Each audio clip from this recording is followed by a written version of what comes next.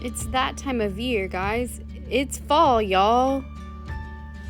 The air is becoming more brisk and it's becoming a little chilly outside, and the leaves are turning bright, beautiful red, orange, and yellow.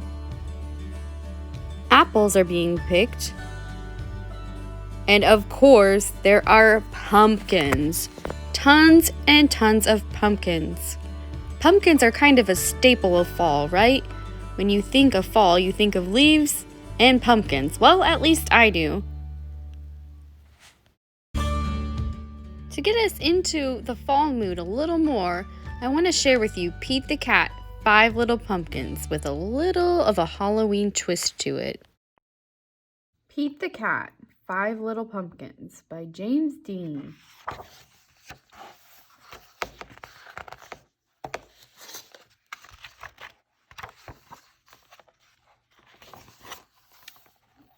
Five little pumpkins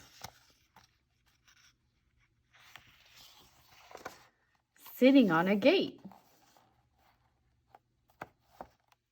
The first one said, "Oh my, it's getting late." The second one said, "There are witches in the air." The third one said, "But we don't care." The fourth one said, "Let's run and run and run and run." The fifth one said, "I'm ready for some fun." Ooh, ooh, went the wind. And out went the lights. And the 5 little pumpkins rolled out of sight.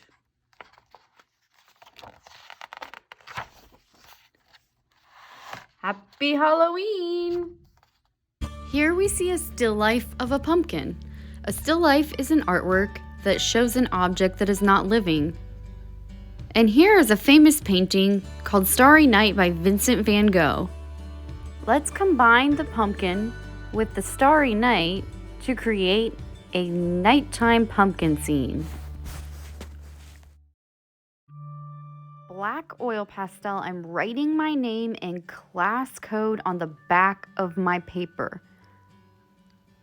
Then I'm going to flip my paper over. I'm going to draw a teardrop shape in the middle of my paper. Then I'm going to draw a curved line from the top to the bottom on each side. Now on my other side, a curved line from the top to the bottom, and another section from the top to the bottom for my pumpkin. At the top, I'm going to add a stem, 2 lines, and an oval. You could even add a leaf if you want to. Now I'm going to use regular oil pastels. Since I'm drawing what's called a horizon line, I'm going to use a green oil pastel to draw a line on each side of my pumpkin.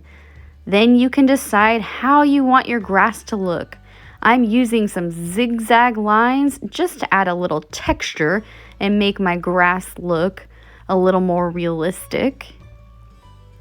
I also decided to use a light green to kind of give it a little variety, but you may want your grass to look different.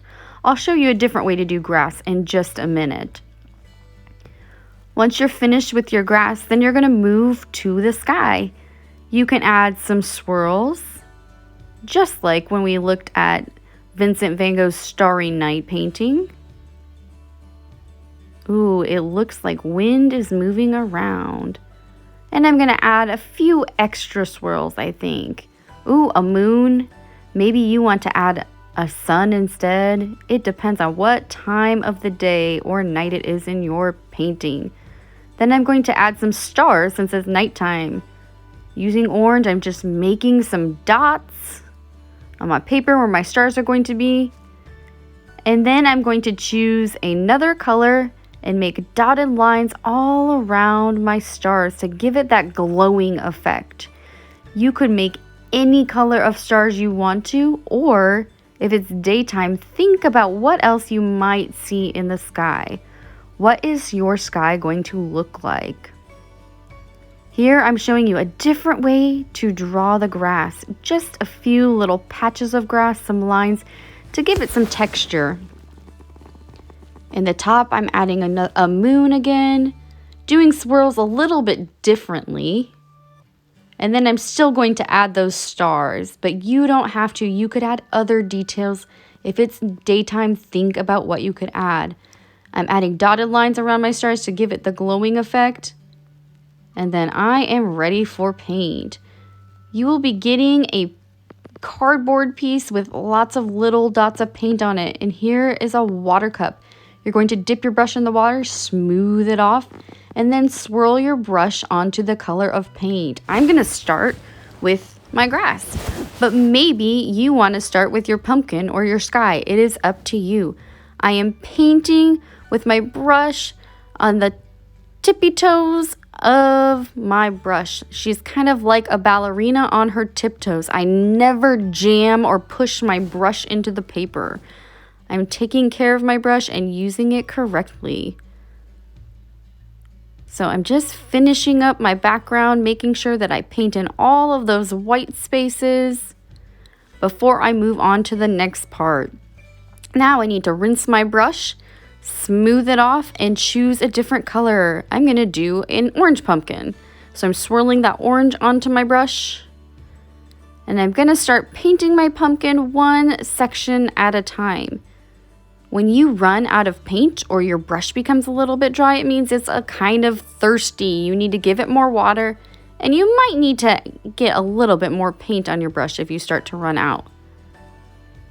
So I'm just finishing my pumpkin, and then I'm painting my stem and rinsing my brush and choosing one color for my sky. I decided to paint my sky blue, but you can choose any color you want. I'll show you in a minute what it might look like if you choose a different color.